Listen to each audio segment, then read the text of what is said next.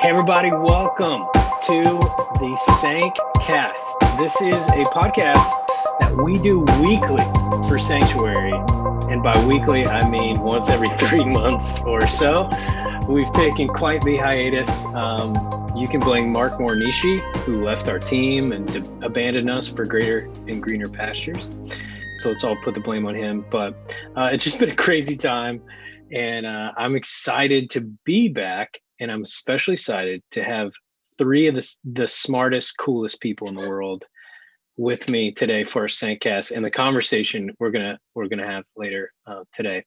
So I'd love to just go around on my grid and just introduce yourself to. I think a lot of Sanc will know you guys, but just introduce yourself. How about say how long you've been going to Sanc, and maybe just like one fact about you. I don't know.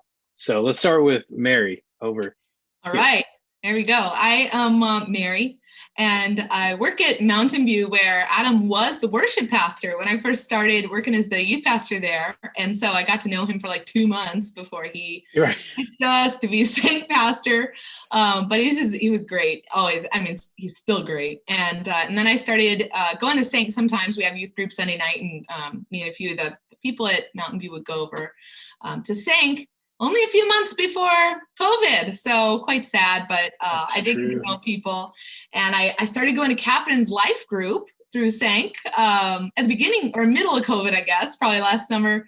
And she was so harrowing, she actually took on a student life group in the middle of COVID. Nice. And they have actually gotten to know her, and she's making all kinds of positive impacts. And it's just, I mean, seriously, if you can get to know teenagers on Zoom during COVID, you have something special, a special dispensation. So yeah, that's right. Awesome.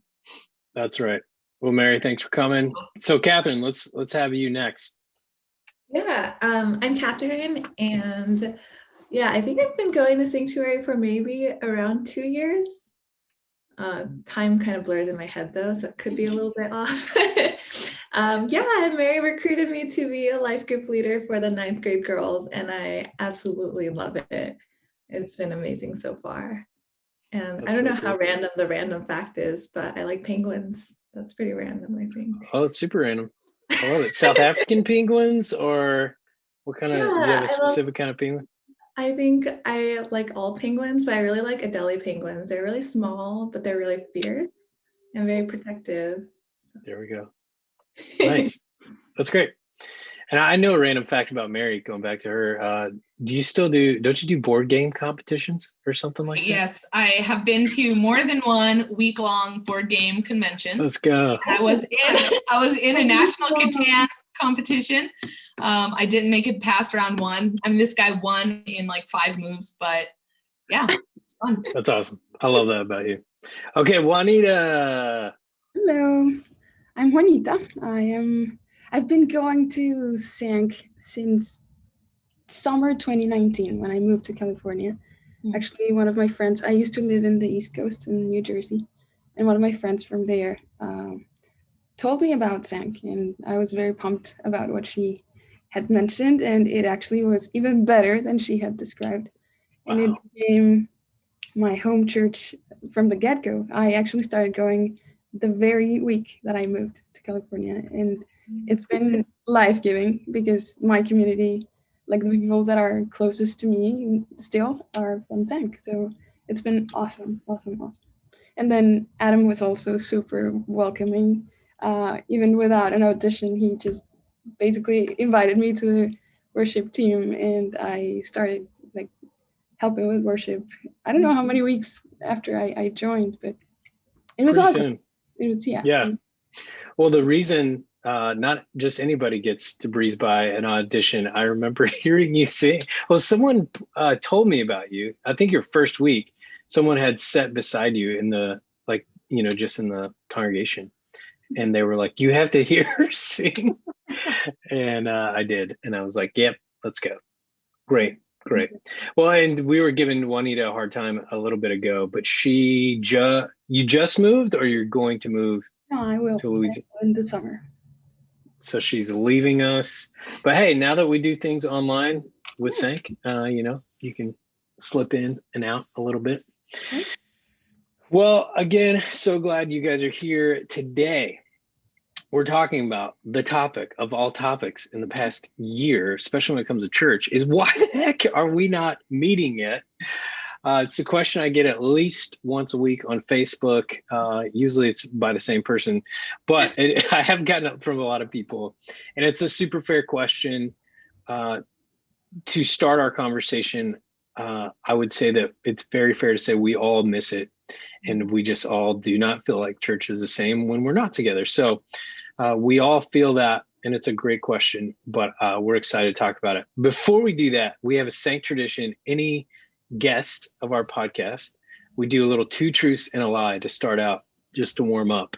And so Mary and I are she loves board games. I love winning at everything. And so we're going to do 2 truths and a lie with Catherine and Juanita, and we're going to see how we do. So let's go back to you, Catherine. Let's do 2 truths and a lie. Okay. I hope this isn't too easy for Mary, but it might be. Yay. Oh, yeah, this isn't really fair. Yeah, it's not fair. Not a level Thought about playing that ground, too. but it's okay. So I've gone skydiving twice. Oh my gosh. I have taken a full year of ancient Greek, and I spent Christmas working at a restaurant. Okay, well it's not too easy. I'm glad.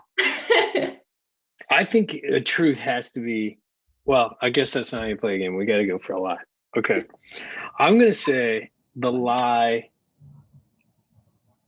What was the middle one again? I took a year of ancient Greek. I'm saying the lie is the Christmas one. What do you think, Mary? I think that Catherine's very daring, but I think she's only gone skydiving once. Okay.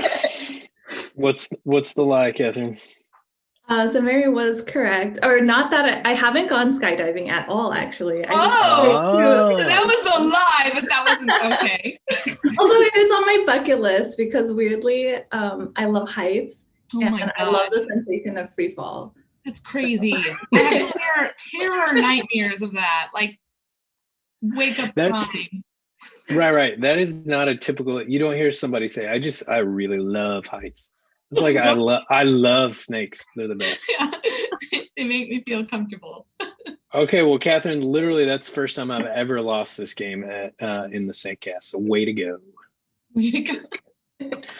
I'm sorry to break Okay, good job, Mary. I knew about Christmas though, so I did have a little bit of an advantage. Okay. What restaurant was it on Christmas, by the way? So during the pandemic, actually, my dad through like a very lucky circumstance, actually ended up taking ownership of a Chinese restaurant. But you can also imagine that it came with a lot of challenges. Yes. It's a weird time to figuring out how to run a restaurant. But yeah, we've been really lucky, and it's been going well. So it was actually really cool to work in the restaurant. I feel like there might be a lot of even parallels to patient care, because you're dealing with people and you're serving people. And sometimes people are really hungry and you don't have their food yet, but you have to try your best. That's fascinating. Interesting. Well, I once ate Christmas dinner at a McDonald's in an airport. So I'm right there with you a little bit. Okay, Juanita, 2 truths and a lie, my friend. Okay. So the first one is that I am an only child. The second one is that I'm recording an album. And the third one is that I was born in Argentina.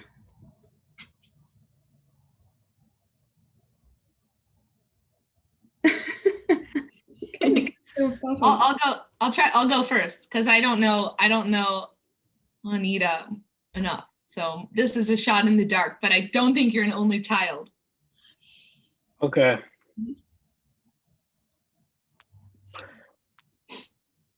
You said you're from Argentina? I said that I was born in Argentina. You were born in Argentina. Okay, that's really tricky for me. Man, I think though, I mean, I'm not trying to just, I don't know if I can play this game this way, but I think it's the same as Mary. I think it's the only child thing. But because I said it first, no, I'm just kidding. Okay, we tied. All right, which one is it? Actually, I am an only child. No. And I was not born in Argentina. I'm Colombian. Oh, okay. Okay. I thought you were from Colombia, but then I was like, she could have been born in Argentina. That's the tricky piece there. Oh man, you're recording an album right now? I am actually. I mean, I'm finished. It's in the mixing process. It's a worship album. Wow, One of so the- cool. I'm One excited. of the things for that happened during 2020. It was quite an unusual year, but I was beyond blessed despite everything. Yeah, super cool. Maybe when things settle down and all that kind of stuff, you could come back out here. That's the way we can get you back to Sanc, is you can do a little concert for us. That'd be great. That'd be awesome. Great. Well, thank you guys for playing along. Obviously, these are our two special guests. You're a special guest too, Mary, but these are extra special guests. And the reason that we brought Juanita and Catherine with us is to talk about this topic I've already mentioned, is COVID, and specifically how it relates with us as a community, as a church. Again, I'll get a lot of questions, Mary. I'm sure you've gotten them as well. Just like, well, we're young adults. Like, why can't we get back together yet? And so we brought in Catherine and Juanita, not only because they're part of the community, which is super cool, and we love to hear from them, but also because they are in the medical field, and they can speak to this in a way that a lot of us just don't quite understand. We're not as knowledgeable. So maybe that's a good place to start. Can you guys just tell us even what you're studying or where you're at, and sort of your unique ability to see just COVID and this entire situation? Maybe Juanita, why don't you start?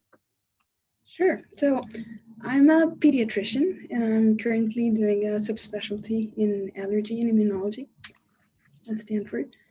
And I'm focusing on my research mostly on immunodeficiencies. That is my personal favorite topic. So it's quite relevant. I'm not specifically working with COVID patients or like researching the virus per se, but I think overall what I do and like what I'm training in is quite relevant in the sense of it's pretty much all about our immune system and how it responds to or doesn't respond to the infection. So It's been a very interesting season for me, being on the field and just being able to learn from a lot of people that are indeed like working on the virus and getting their like firsthand information. So it's been pretty good. Thank God. Wow, that's incredible. That's crazy. So your emphasis is specifically in immunizations. Is that what you said? The immune deficiencies, but also okay. Like basically one of the best ways we have to test how the immune system works overall is how we respond to immunizations. So whether or not we can actually recognize what is given to us and if we're ready to fight another infection and another encounter with the same pathogen. Gotcha. Okay. Well, and just, I want to be super honest with you guys. You're going to see me nodding a lot and pretending like I know what you're talking about. Most of the time I don't, but just, I'm going to play with you. Okay. All right, Catherine, how about you? I'm very glad that Juanita is here as a real expert. But my relation to the medical field confuses a lot of people because I'm in a combined degree program. So basically, I am currently training to be a physician scientist at Stanford. And what that means is that I'm doing med school and a PhD. And the whole hope of that is that that I would be able to be a doctor who would be actively doing science. So hopefully taking into science, like what are the problems that really need to be addressed? What are patients facing? How can we bring that into science? And then like from science, how do we take those things that we're finding and bring them back to benefit patient health? And there are multiple ways to become physician scientists, like Juanita is doing research. And so she's also becoming a physician scientist. But yeah, so that's basically how I'm situated in all of this. I am a 5th year in my program at Stanford, and it's approximately 8 years long, but can take longer. So yeah, hopefully someday I graduate. I think that's a perfect place to come from, Catherine, because that is, to me, that's sort of the crosshairs of where a lot of the issues come with the Christian community in regards to certain kind of medical issues, is like, how do we approach science with our faith? And so I'm so excited both of you can speak into that a little bit. Okay, so let's jump in to this question, and we've got some questions that I prepped you guys with a little bit. These are common questions I hear. Mary, at any time, if there's a question you think of, feel free to jump in, and we'll just go through these. And the hope, if you're listening, the hope is that this would bring clarity to our community. This would just help people. That's the goal of this. It's not to show off how smart these two are, even though I'm sure we'll get that as well. But we just want to help us all understand, and we want to show Christ even in these kind of situations that are so hard, right? Okay, so this is sort of the first question I probably get the most from Sanc, and that is like, we are young adults, and I'm loosely for me, right? But in theory, the ministry is young adults. And so we are super low on the genre of people that this can actually like really affect, right? And so that's been a common thread I've heard, is like, well, why can't at least we meet?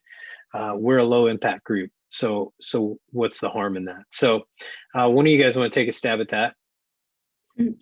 So I think there are still a lot of things that we don't understand about the virus. I want to open with that, because all of these statements that we're going to say today are basically expressing what we know, but there's much more that we don't know. So far, what we know is that there are people that are at a higher risk of having a severe infection or a mortality risk. And those are typically elder with some associated, what we call comorbidities, basically other conditions that make you more fragile, like diabetes, obesity, hypertension, heart disease, kidney issues, that kind of like come with the territory of being older. Nevertheless, there have been many cases of people that are young, like not only young adults, but actually adolescents and even children, not so many children, but a few, that have died in similar scenarios to what we typically hear in the news about the people that die with COVID. That is a lot of respiratory issues that end up needing ICU admission, that need to be like put on a ventilator to breathe like for them, and then they finally succumb to the infection. And what we've come to understand about the virus is that it produces an overwhelming inflammatory response. And when I say inflammation, I don't want people to think of like swelling or edema. You know, it's not fluid accumulation, but more the immune system being like on like an overwhelming activation, trying to kill the virus, and then it ends up being hurtful to other tissues. So, and we have not found a good predictor of who is actually going to fall into a severe category. So people that are elder and have these other conditions are more likely to fall into that category, but it's not like a clear cut. It's like you cannot possibly get there if you're younger.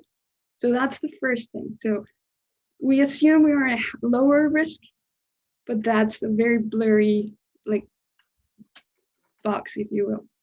Additionally, and I think that's where I stand in terms of also as a physician, but I also as a young adult, is I have a responsibility to protect my community, right?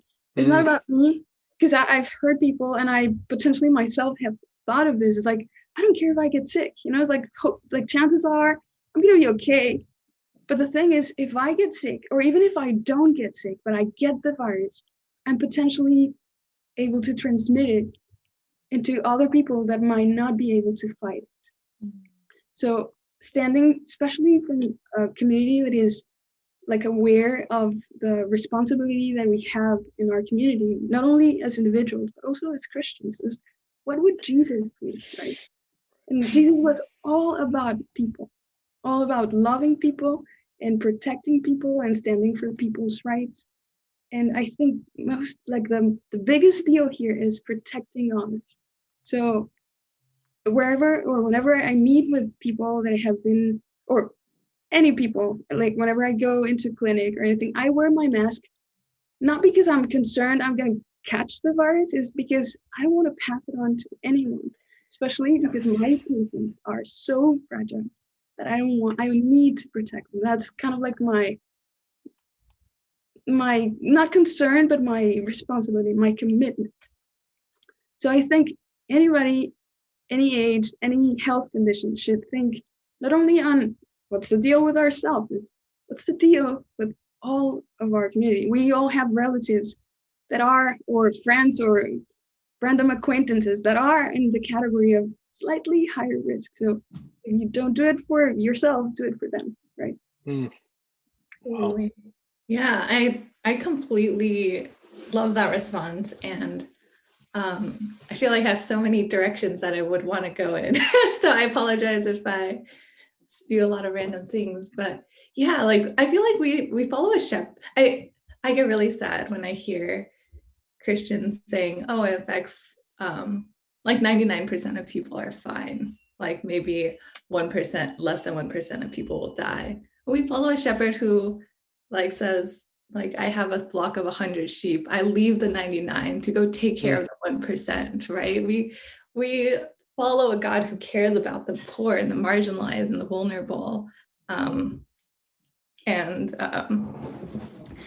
Yeah, so I think that's so important. And the other thing I think sometimes we miss is like less than 1%, that's the number of people who die. But how many people are getting hospitalized? Like, can they pay for their bills? It's so expensive. And there's also a lot of reports coming out that are saying that people have long-lasting symptoms. So 6 months after they get disease, they still haven't cleared the illness, and sometimes they're getting new diseases. A lot of people are saying that they can't work as many hours at their job as they previously could. There are reports that people have permanent or potentially really long-lasting damage to their heart, to their brain, like this inflammatory response that Juanita was talking about. It's kind of like our body is like, there's an invader we need to attack. And so a lot of our very essential organs become collateral damage. And we're seeing really long-lasting consequences of that. And I think the idea that there's so much we don't know should be humbling, because it's not just older people who are getting this is younger people. So potentially someone who's young and healthy might not die, but maybe they'll have like some kind of heart condition that makes it really dangerous for them to exercise, or they have a brain fog and they can't work at the same degree that they can before. And so it actually means that I don't want to get the virus, and I don't want anybody I know or love to get the virus. Just on a like more personal note, like I went into medicine because I lost my mom. And so for me, it's just like every life is so precious. And sometimes when we hear these big numbers, like 425,000 deaths, like it's so abstract. It really matters. Wow. Well, that's why this is so important to talk about this as a faith community, because what you guys both alluded to is this reality, the value of a human life, and the value that each life is a creation created in the image of God. And Jesus shows us the example of laying down our lives for others. I love that so much. Mary, I'm curious what you think. I'm sort of skipping around here, but so we've got on this one side, like we just talked about, like this need to look out for others and humility and not just thinking of ourselves. How do you balance that? How have you balanced that as like, a pastor, as a leader of a community, with that, the importance of worship, like, the importance of gathering and community? Like how do you how have you navigated those two? Yeah, thanks for asking. It's been super complicated and also simple, but I think talking with just to quickly piggyback off Catherine, she did share that story of her mom with me, and at a time when I'm hearing all these sides and I'm wrestling with these thoughts, and she said, "Man, if I just even had another year with my mom, I'd be blessed by anybody who gave that." And I bought a coffee this morning from a lady in Pleasanton. And I didn't even notice, I was just in a kind of a haze this morning, that it took her a really long time to make it. And she came out in sobbing, and she's like, "Coffee's on me." It took me a while. I'm like, she says, "I just got really good news." And her mom has been in the hospital in South Lake Tahoe with COVID, unresponsive, and they were making end of life plans. And I guess the doctor called and said she started to respond to you, when you called her last night, and now we're not sure we should, we're going to start moving forward with recovery. And she was just sobbing. And so when I talk to some people in there, they tell me, it's people with pre-existing conditions. We can't really say it's COVID, but again, it's that idea that 1-2 more years can be so precious. And I lost a parent too. And I know you have, Adam, like that. That's so true. It's still life, and it's still something we can do to not just care for people, but care for their loved ones, and demonstrate what a value we do put on life. But I think when you talk about worship, oh boy, that's a big question. I think the truth is, worship is not just singing. It's how we live our lives for Jesus. And I work with students, and we do know, students can get it.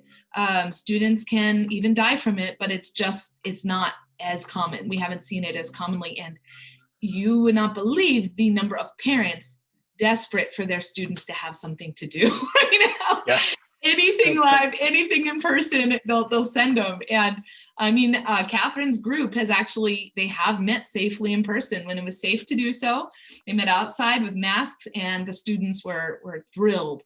But at this time, I think what I do, I wrestle between this question, caring for my brother and my sister, and also caring for these students and Christians, because we know that drawing people in a community and being together is life in so many ways.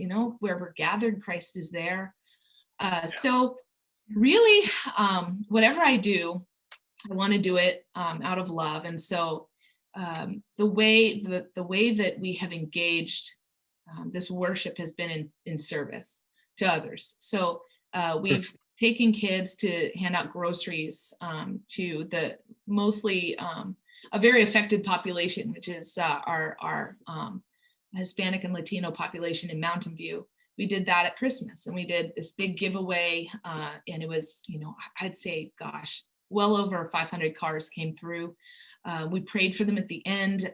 Something we called it posada. It's a tradition, but it was the cars coming through, and we did a big celebration in the beginning and then handouts at the end. And I felt like that was an act of worship. It's something the kids can participate in. That's not just hanging out with their friends, but really draws our mind to the heart of God, allows us to participate in His work. And in that, we've done a couple of events through Menlo too, backpack drive, hygiene kit drive for those who are living on the street. We've done, our Christmas drive-through, Halloween drive-through. We've done things like that. And each time, tons of volunteers coming out. And I think directing them towards service brings them together in a way that really is life-giving, can combat a lot of depression and even anxiety in being outside of yourself. And in that, I also there's sacrifice. There's always sacrifice in serving. And so I have to give up some of my own social circle, or, seeing my mom for a little while, or I have to do what I think is the most loving thing to my community, to the kids, to my family. And I think holding that line, that this is what I'm doing authentically out of love for God and because of His love for us, and not giving into my mom who says, just come home whenever, or not giving into, a community that says we should just hang out, things like that. it's very personal. I don't want to judge anybody else because it's personal to them too. But it is a pull all the time. Yeah. Man, everything you guys are saying is just hitting home for me so much. I think just sort of summarizing a little bit, like it's so true when you can take a narrative that we see on the news or we see painted, and you can turn that into a real person. Sort of like you said, Catherine, with your mom, or when we think of the lady that served you coffee, and all of a sudden it becomes an actual human being. It makes the issue so real and so personal. It sort of changes our approach, and that could be, I mean, going away from COVID, like this could be all the stuff we see with politics. This could be so much of the polarization we see in our world right now. Of like, sometimes I just wonder if we could get one-on-one with a person and actually see this as a human being, like that just starts changing our perception. So I think that's great. And then also too, I think I've said this to several people. My hope in this time is that our theology of worship will be increased and will grow, and we'll stop thinking, like you said, Mary, of worship as something that takes place in a room at 7 p.m. That's not what we see biblically. That's not what the early church mostly met in houses, and it wasn't a big, let's look at this big thing that's taking place on a stage. And so it's hard, but I'm also excited. I hope there's some growth in all of us of like, oh, wait a second, that's never what this was supposed to be. Songs and a sermon and some coffee afterwards. So love that as well. Okay, let's keep going. Okay, how about this? So going off the polarization piece, like, can you guys speak into, I think there is a little bit of perception of, isn't this like a media driven narrative or a certain political party narrative, or is this like, isn't this just a normal like flu cold type thing?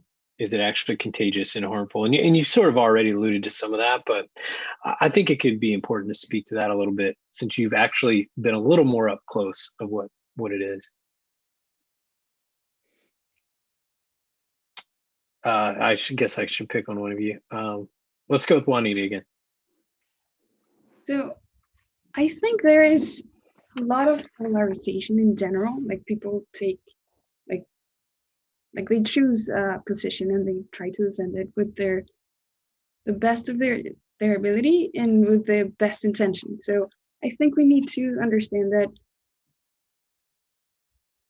like, we need to focus on facts that can be sustained by like a reproducible method, right? Mm-hmm. Because at the end of the day, it cannot be a matter of opinions, because opinions are neither bad or good. It's just your opinion, right? Like, I cannot blame you for thinking that way if you genuinely think that way, right? But there are some data and things that are consistent that might actually help us make an informed decision. So yes, there's a lot of politics and a lot of stuff that I don't necessarily know much about. I'm not even American, so there's a lot of background that I don't even understand. But there's a lot of science that goes into this, and I despite like the personal interests in the different scientists that have been involved or their political affiliation, I really genuinely believe that overall people are trying to find objective ways to help and to identify what's happening, how to make it better, how to anticipate what's going to happen next. So my recommendation in this regard would be, let's go to sources of information that are reliable. There's a lot of information that goes through social media that is just snowballing, and we don't even know who said that or how did they come up with this information or with this recommendation. I know it comes from overall like a genuine intention to help, but sometimes our best intentions are end up being harmful because we don't know enough, right? So I would say, beyond politics and beyond anything, this is a very real thing. This is actually happening. Sometimes we're so like removed from the scenario. Like we've been locked up at home for like a year and we haven't actually met any case with COVID. And it seems like virtual reality to some extent. And it's like, this has to be made up. This cannot possibly like be happening, but it is. It's happening not only here or there in California, not only in the US, it's happening like worldwide. And it's scary in a sense. Like I don't think in our lifetime we had ever experienced something that it was so real for everyone in the world, right? There are some situations that are so local that people don't actually care much because it's like, oh, it doesn't actually affect me. But this is affecting everyone, and it's a real thing. So despite our political affiliations, this is happening. So my recommendation is just go to the source of the information that you're following and check it. Like let's make sure that this is actually real. That is, and before anybody shares, because you have no idea how many like threads and WhatsApp and like all sorts of things that even my family sends from Colombia, and it's like, where did you get this from? Like, it's a plain lie, right? And then I've been educating my parents and my uncles and aunts and because this is, I know they mean well. Yes. But not all information is actually true. So I think that's the bottom line. Yeah. That's so good. Just a quick interruption here. This week, I'm preaching at Sanc about critical thinking and loving God with our minds. And in my research, there's a 2014 study done that showed that the people most susceptible to conspiracy theories were people that believed in the supernatural, and people that believed that in a good and versus evil. And so obviously that is, Christians are a part of that group. And it was just interesting reading this study of like how people that have that inclination already just tend to go to any kind of information that is very concrete and that is very like paints one group out as evil and one is good. And this is, it was fascinating to me of like what we're talking about this weekend at Sanc is just like using our minds, using good questions along with our faith, right? So anyways, that's really good stuff. Catherine, anything you would add to that? Yeah, and I do apologize for the lawnmower in the background. It would happen now. Can you guys still hear me? Yeah, we're good. Yeah. Okay. Professional podcast here. It's the background soundtrack. Yeah, that is something I have been thinking a lot about, the misinformation. And I love, Juanita, that you started out by saying that like people have good intentions, because I totally believe that. I think one way that we can honor each other is, for the most part, to recognize, to give people the charitable interpretation, to like think that other people want the best. Like it really isn't like one group of people just wants humans to be in pain and suffer. So I think that's really important. And then in terms of, then people have such different views, like how do you determine how to go forward? And I think this is where science is really helpful. I think science gives a lot of best practices for discovering knowledge that we can rely on, because when we think about like, why do we fall into traps of believing lies and misinformation? And one of them is like, well, we have confirmation bias. Like what we already think, anything that fits our worldview, we're like, yes, that fits. And then everything that doesn't fit, we kind of like throw it aside. And so some of the guardrails that are in science are like, you blind your analyses. So you collect your data, but for instance, you're saying like, is a vaccine safe or not? You want the vaccine to be safe, right? So you might imagine some people being like, oh, they don't really have a bad reaction. It's fine if they knew, right? But that's why we blind them. So people who are collecting the data, they don't know if you got a vaccine or not. That way we don't let those biases seep in. Or like one thing we do is we fixate a lot on like an anecdote, like this one person, they like something terrible happened to them. They got eaten by a shark or something. And that like is very rare, but like sometimes we're prone to overemphasize certain pieces of information.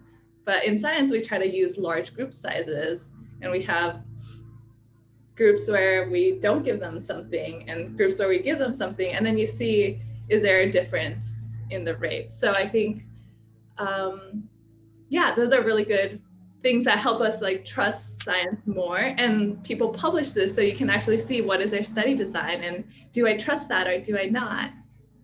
And I think one really important part about science is not being tethered to a particular position. So if the evidence shifts, then we have to shift our position. And I think one way we saw this happening really well is in the advice around masks. So at first, there wasn't a lot of data about SARS-CoV-2. And like, oh, they're like other coronaviruses, they're probably on droplets, probably masks won't help that much, and we need to save them for the doctors anyways. And then over time, we realized, oh, no, that's not true. Like they travel in aerosols and masks actually help a lot. And now there are so many different studies on different angles, like different ways of studying the same question. And the preponderance of evidence is just overwhelming. And it's like, yes, this is helpful and we should use it. And so I think that's really important. And I think in our own lives, when we're trying to figure out information, I think that's really important, not to be so tethered to, we don't do research already having opinion going in. Yeah. Right. That's so good. I'm so fascinated by like biases and like the amount of listed biases there are. And you mentioned confirmation bias, which is all like self-serving bias, which I do all the time. Like after I eat a bowl of ice cream, I'll Google, I'll be like what are the health benefits of whole milk, or something like that. I'm like, see, it's pretty much good for me. I'm fine. We want to make sure, confirm what we already, the actions we're already taking. That's so good. Okay, so Mary, I've got another question for you. So I want to hear your thoughts on this, because this is a little more, it's not necessarily theological, but it's just like, it's going down the Christian route again. And it's a concern of just like, I have gotten questions and just thoughts of, what about being sort of fearless and courageous when it comes to things like this? Like, doesn't like wearing mask or not meeting together in worship, isn't that showing that I don't trust God, or like we're afraid? Or can you speak into that a little bit of how how do we approach that as followers of Jesus? Yeah, I think that I might have touched on it with just kind of how I've been wrestling with it, over the past several months, but everything has to be done. I mean, this is where I love, Catherine, your exposition on science, because God is a God of truth. And when we pursue truth, we also find God's heart. And so science is very helpful in that, even though it can't answer all our questions. But I think I also like to treat the Bible this way. If my actions are in line with God's heart that's expressed, everywhere in the Bible, and in particular in several books in the prophets, where God is speaking, those are his words. And then in Jesus' life, then I have some confirmation that I'm in step with Jesus. And so when I look at the prophets, God is talking to the rich who are not taking care of the poor so many times, or the vulnerable who are not taking, or those who aren't vulnerable who are not taking care of those who are. And so I do think that there has been responses out of fear. I think there have been responses out of fear, deep anxiety. And I can't judge anybody for anxiety and fear. I have it too. but to be honest, perfect love does cast out that fear in certain ways. So in when I say in certain ways, I mean in the way that God's heart should be leading us. So I am sometimes nervous to go into communities that I know probably have high cases of coronavirus, of COVID. But if God's heart is in those communities, because that's where the vulnerable are, and they're not getting their groceries, and they don't have heat in their in their home. And so they are coming out to the park, you know, where they can be active. And that's where the spread of COVID's happening. I do need to trust that God is leading me to serve. And so, and this is, you know, this has been traditionally what Christians do when they go to the mission field. There's a lot of danger, and we don't have all the immunities that people of other countries might have. And there is a risk of death when we follow God in love. I'm not saying everyone's called to do that either. Absolutely not. You know, that's just not something everyone's called to do. But when I imagine that we are not to be given to a spirit of fear, but one of love, that's where I imagine expressing that in our love for our fellow human beings who are vulnerable and who are sick, and who we can actually serve. When I hear, you know, we're not given to a spirit of fear, but to love, and so, you know, let's do what we want. I think that that's taking advantage of taking advantage of a position of really a little bit of privilege. And when I say privilege, I do live in my apartment where I'm not going out and seeing people because my home doesn't have, you know, any kind of heat or internet. I do have all those things. I can be quarantined. And so my preferences might be putting others at risk, which is the definition of, you know, of living in that higher level that God was speaking against in a lot of the prophets, and that Jesus spoke against when he was here on earth. And he spoke against religious leaders who utilized their power to maintain a position that they wanted, but that wasn't healthy for those, or wasn't good for those who were in need and more vulnerable.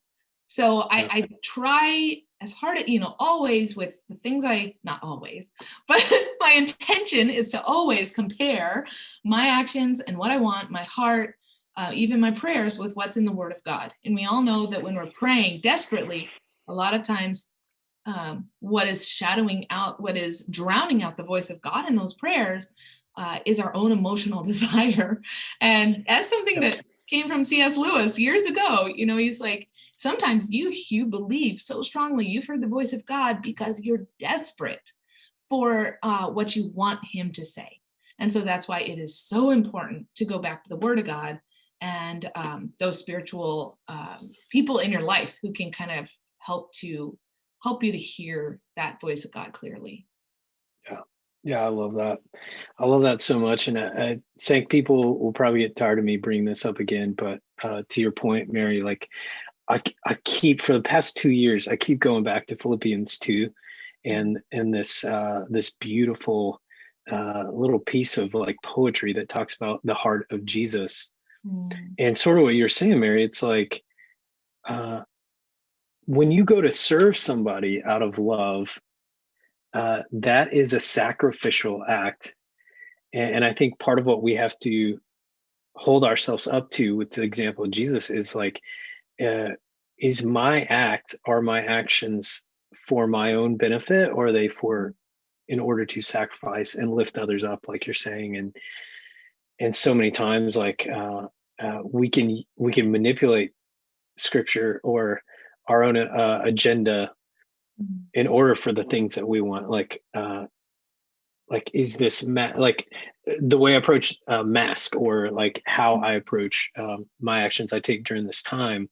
Is this a laying down and sacrificing for other people, or is this because I don't like this, or this is not comfortable for me?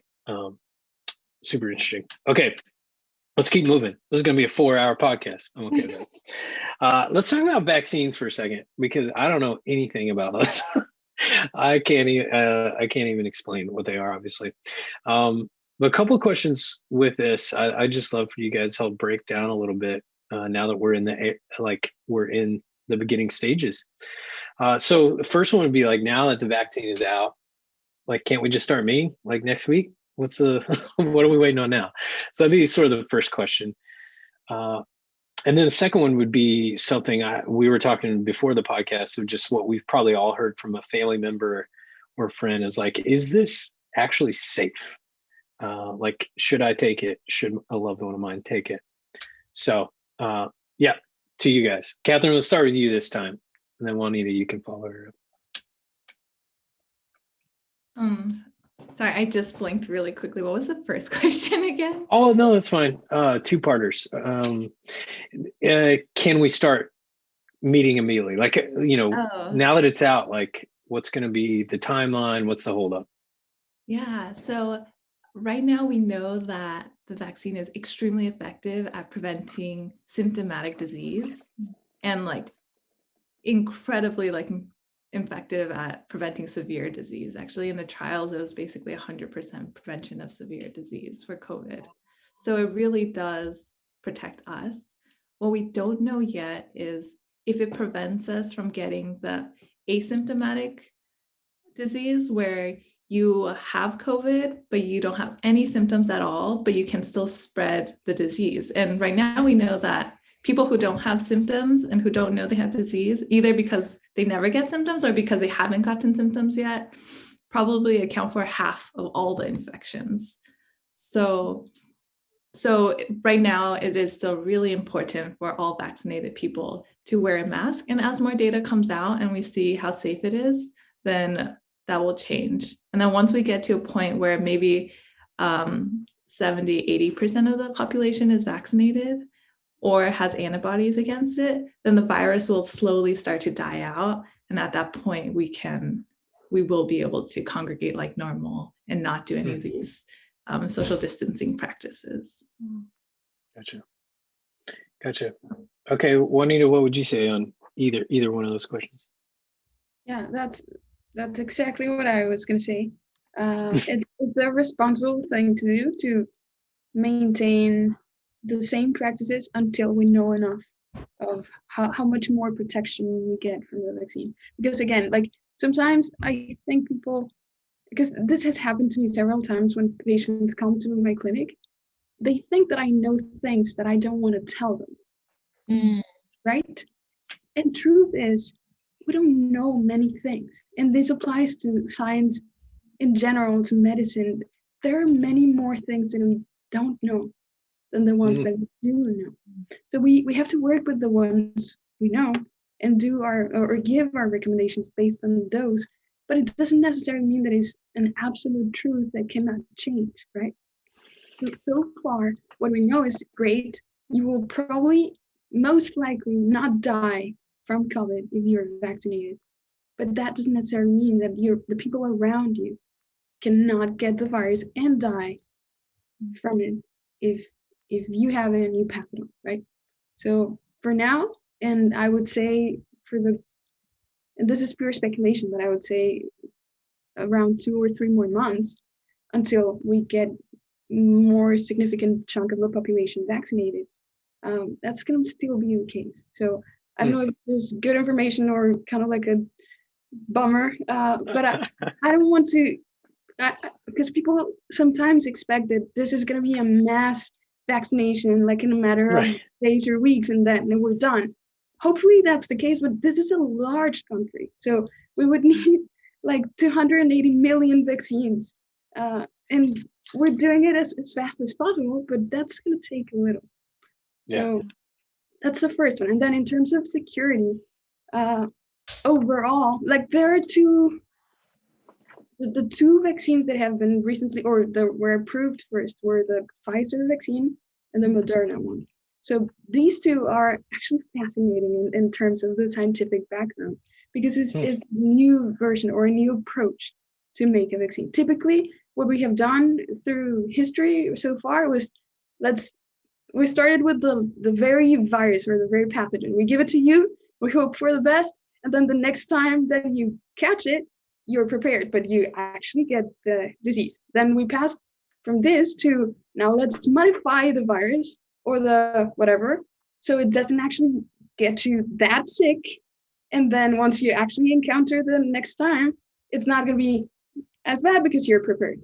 This one is different because this actually doesn't take the whole pathogen. It only takes a piece of information, kind of like the recipe, if you will, that allows you to identify the protein of the virus so that you're prepared to, like, respond against it, but you don't actually have the virus at all.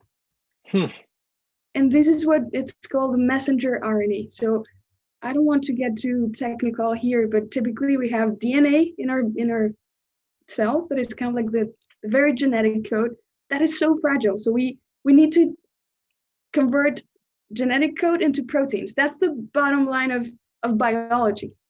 And the messenger, or the way we translate genes into proteins, is the RNA. So we're giving the RNA of the virus so that the body can get ready for a potential encounter. But we're not giving the virus. And this is like phenomenal. Like from a scientific standpoint, this is just brilliant. And when I realized that was the case, I was praising God for whoever came up with that idea, because it's brilliant. And it has to be like inspired by God. This is phenomenal. So having said that, it is new, right? So there are many things that we still don't know about. So far, like the studies that were done for both Pfizer and Moderna, they used tens of thousands of people. So we know some. We know the general, like the expected side effects. There are some allergic reactions. So there are some like guidelines, and for people that have some allergic history, there are some nuances on how to get it or when to get it, and so forth. But overall, security-wise, there have not been significant side effects. There have been deaths associated with this. I cannot say that is not possible, because it has happened, but is much more likely for it not to happen than for it to happen.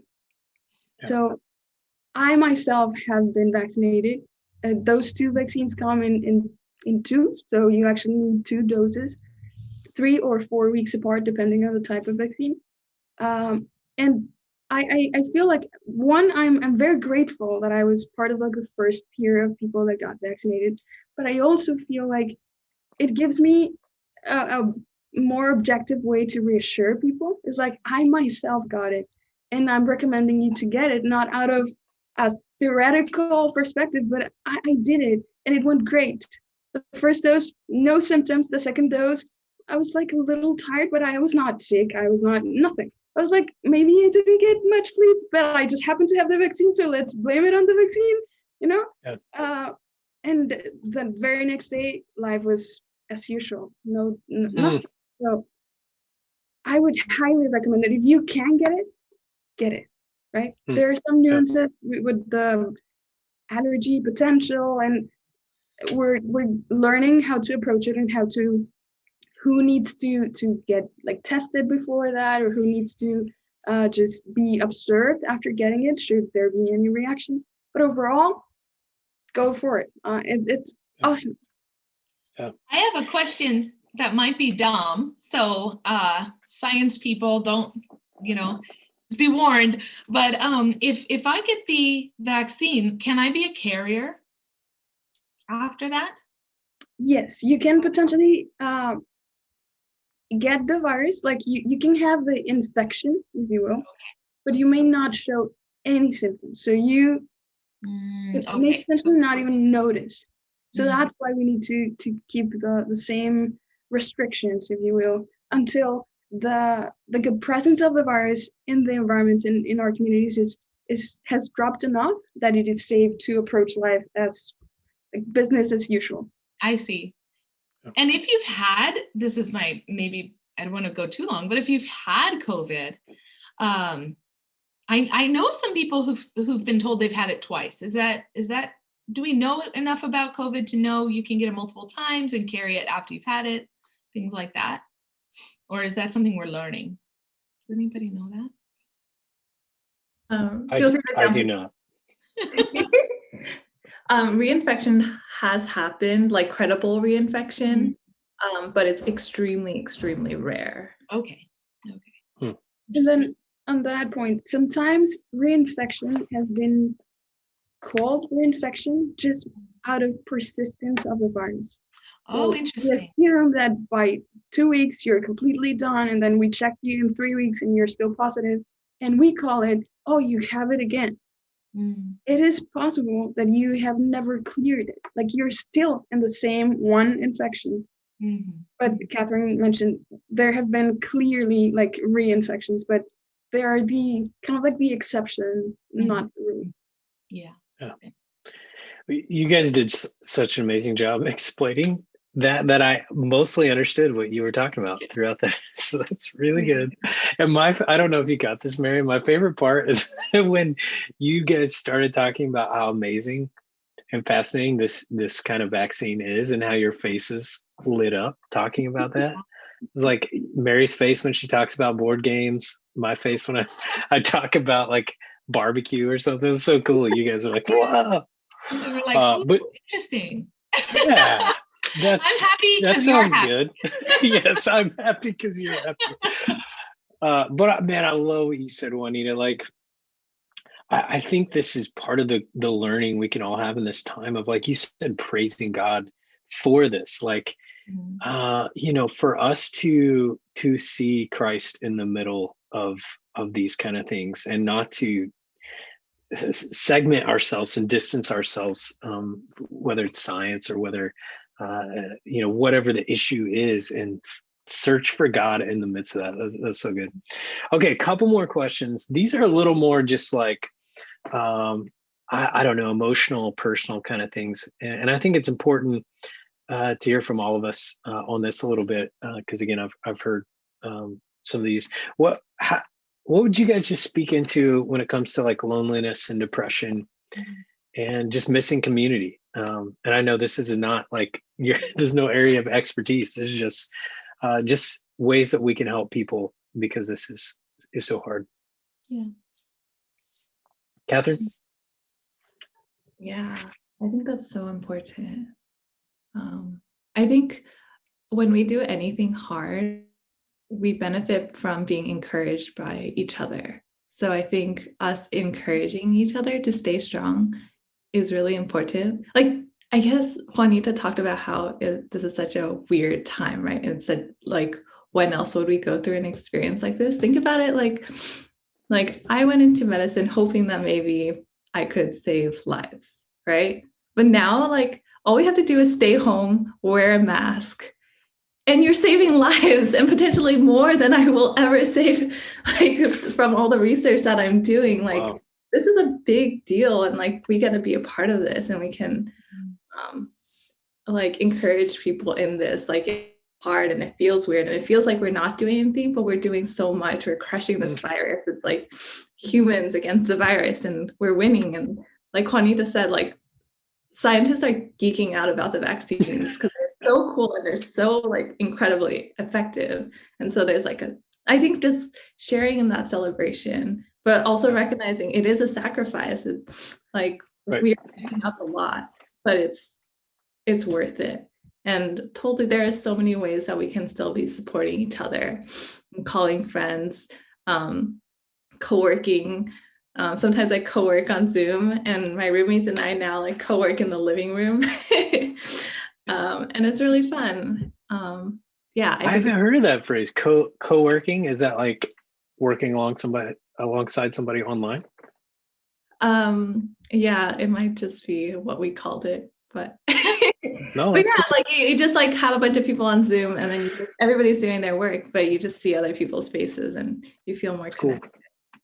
Cool. One of the fun things I've been able to do is like I've connected with somebody who's in a nursing home, and we just like call and email once in a while. So that's really fun. I think it's really important for us to actually not neglect community.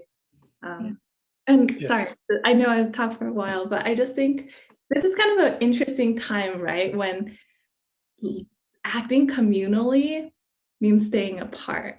And that's so weird and so counterintuitive. Yeah. So like, I think as Christians, we can look at Jesus and be like, he brought life by dying. That's weird. That's counterintuitive. Good. Like Jesus like had power in his weakness, and we have power in weakness. Good. So, like, when we're thinking about like, that's so weird, it's like, no, like we are used to living in this world of nuance, and it is strange and it's hard, but I think there's a lot of ways we can reframe our thinking around it. That'll preach, Catherine. That was good. That was real good. Juanita, how about you? What would you say?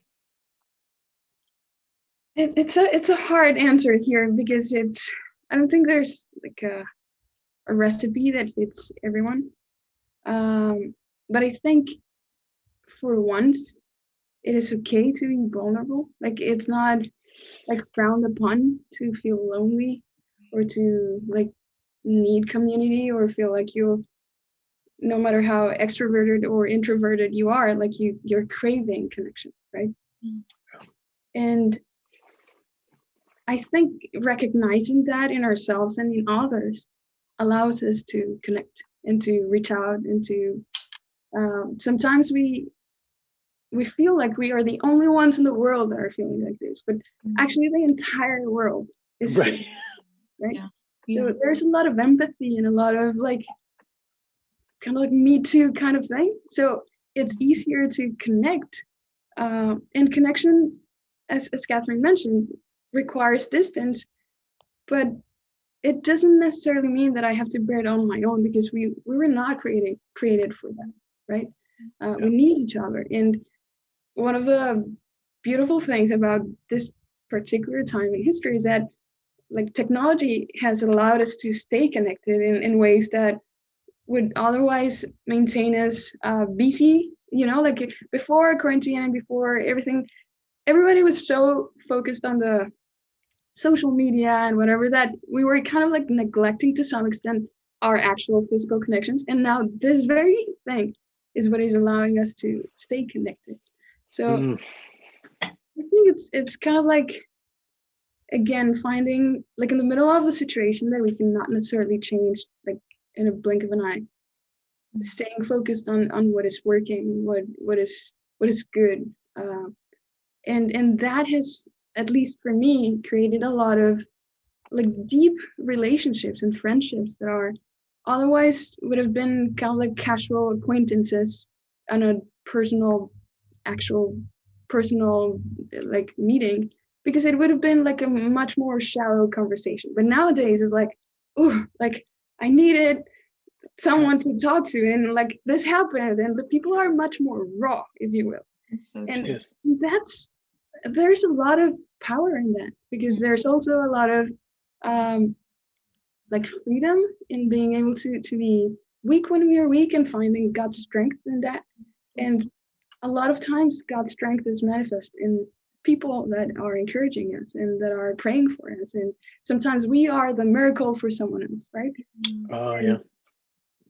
I don't know, there's a lot of beauty behind it. And also, God willing, this will not last as long, right? It's not like it's gonna vanish suddenly, but slowly we're gonna be able to meet outdoors again, and like slowly we're kind of like going back to some sort of like in-person connection, and that's also something to look forward to. So in the meantime, is like, yes, we are all suffering, but we don't have to suffer alone. Let's connect and let's look forward to what God is doing. I genuinely, in my personal life, and this is going to sound very weird, but 2020 was one of the best years in my life. Because God was much more real, right? In ways that I knew about him in that way, but I had never experienced him myself. And now he's much more real, much more tangible.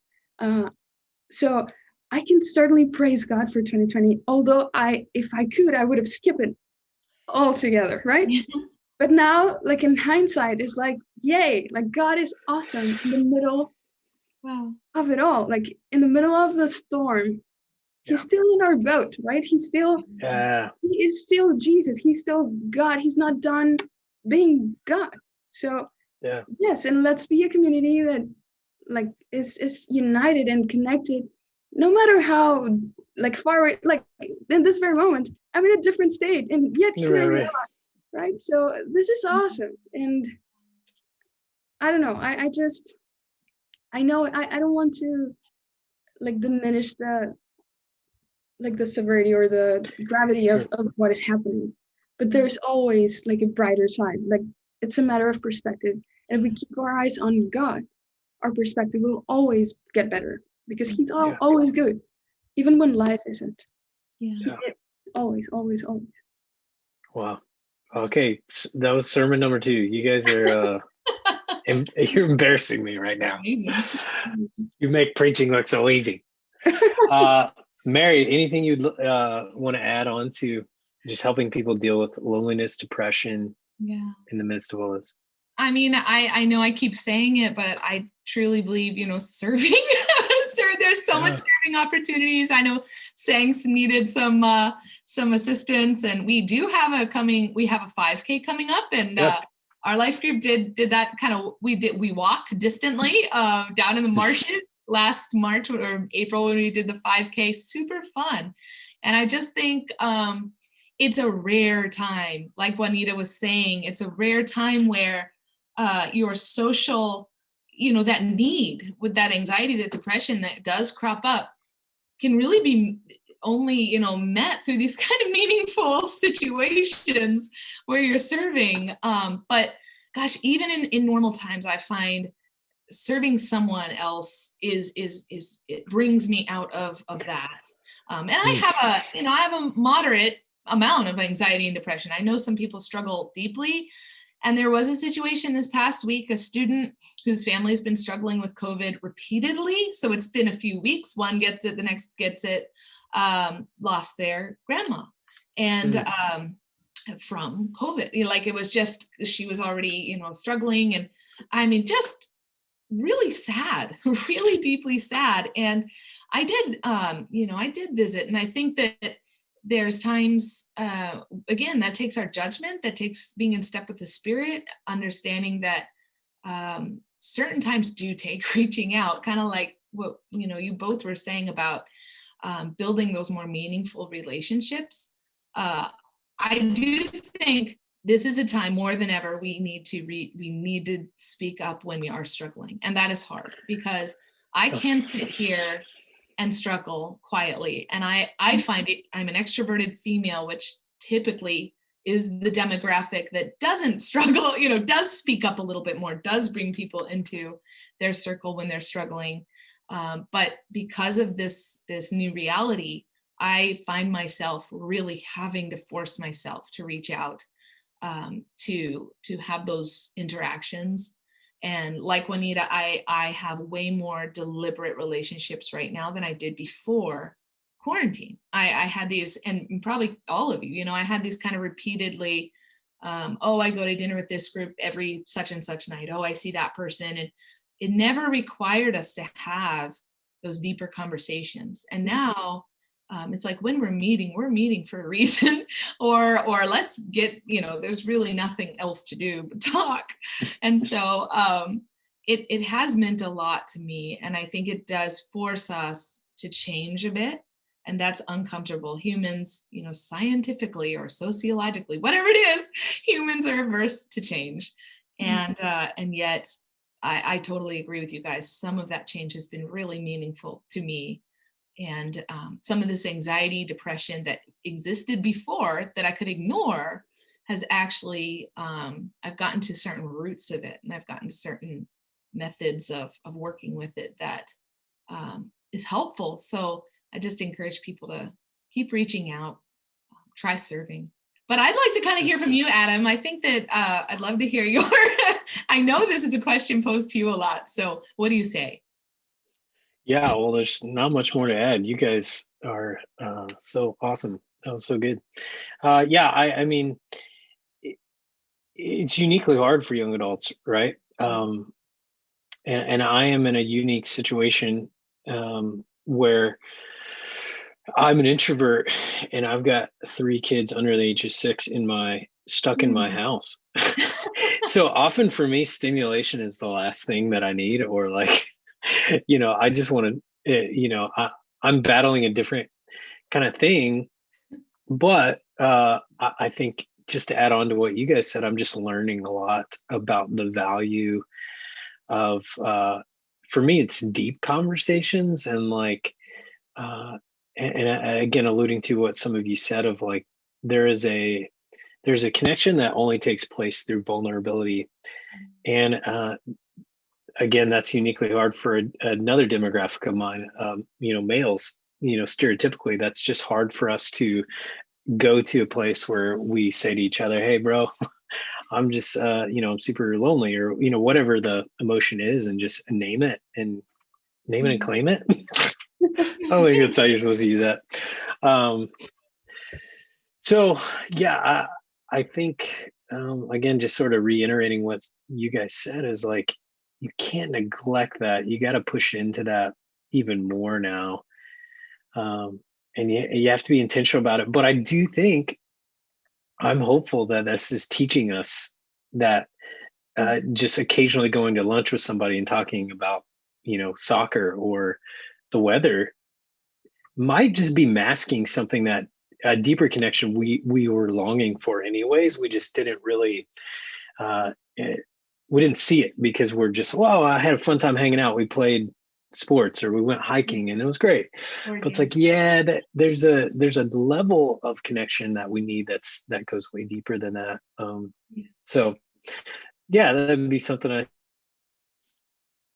there is something that God has built within us to live beyond ourselves, and that is a way that we can get beyond our own fear, our own anxiety, is when we look beyond ourselves. And I think serving projects, like you said, we got a big one coming up with the 5K, but you guys know this. I loved hearing, Catherine, about you, the lady in the nursing home, I think you said, or retirement home. And there are people, if we open our eyes, there are more examples of that right around the corner. There's a older lady that lives right across the street from us. And we had never talked to her very much at all until the initial quarantine pandemic happened. And we wrote a note to her and said, hey, do you need us to get any groceries for you?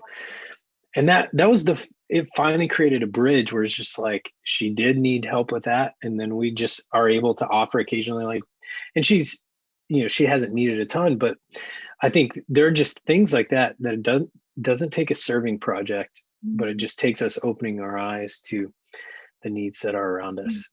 But, all right, well, we're going to wrap up. I'd love to give our special guests, Catherine and Juanita, just, you got a platform of thousands and thousands of young adults across the world that listen to the Sanc Cast. What would be just a parting thought that you could give them, one last thing that you'd love to tell them? No pressure.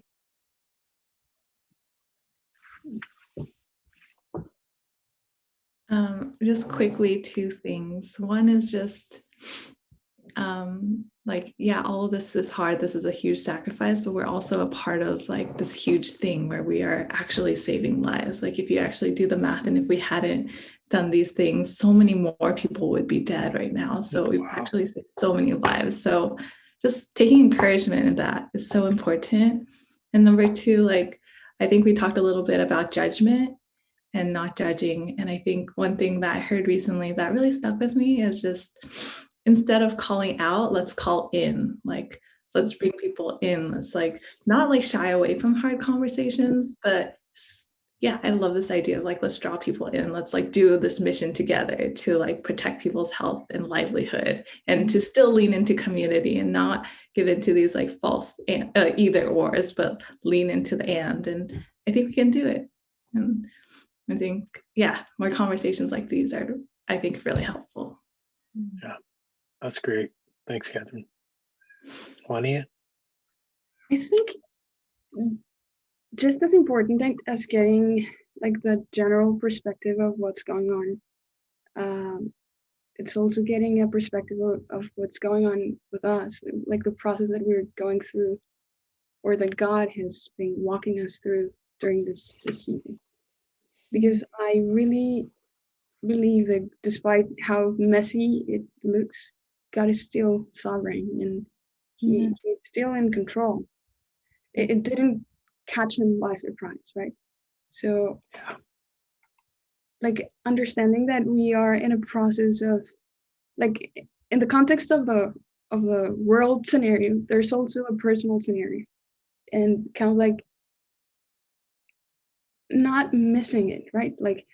Let's not get through this the same way, or even more bitter or like angrier or, but on the contrary, like, let's get through this, like being able to hear God's voice in a much clearer way, or being more compassionate, or like, there's got to be something out of this, right? Not just I had to stay at home for a year and a half and I'm finally able to go have a meal with my best friends, right? And I think that is the reason why I can definitely say that 2020 was one of the best years in my life. Something actually changed. It changed for the better, and I'm grateful. And even if I could skip it, I probably wouldn't, right? So it's hard. It's really hard. And there are some days that I just don't want to do this anymore. It's like, okay, let's skip it, right? But overall, I think there's a journey that God is like walking us through, and He's in it with us. Like, we're walking. Yes. We're not camping in this scenario. We're not like just surrendering to like the pandemic or whatever. We're walking through it. We'll get through this, but let's get through this better, like a better version of a closer version of what God created us to be. Yeah, it's beautiful. Well, thank you both so much. This has been so valuable for me, and I know it will be for so many folks. Mary, I'm wondering if you could end our time by almost praying a prayer commission for these two, and just all the beautiful work they do, and just praying for our community as we continue to navigate this. I love that, walking, not camping. That's so good, as we walk together. So can you pray for us, Mary? Absolutely. Thanks. God, I just thank you so much for Juanita, Catherine, and for Adam as they lead so many people right now into a future that you might have for us, God. And I pray especially for Catherine and Juanita as they seek your truth, Father, as they seek the truth you've already given us in this world, as they seek healing that you might have for us, Father, as they lead with hope and excitement what this next step might be, God, for leading us into a healed society, God, that you would give them strength, give them joy. Father, I hear so much joy in both of them. God, a sense of unity with your people, that we would come alongside them with support and with just championing them in this mission, God. I just pray you would give them wisdom along with knowledge, and bless the work of their hands as they both do work adjacent to COVID and in ways so important in so many ways for our future, God. And I want to give you thanks for giving them these minds that work in ways that mine never will, most likely, and for giving them these great solutions, Father, because we know that that you created this earth, and you created it with so many wonderful answers to our problems and to our issues, God. And I just thank you for the miracles that you're doing through science and through medicine. Again, just give them grace as you move them forward and as we walk along with them in this journey. In Jesus' name, amen. Amen.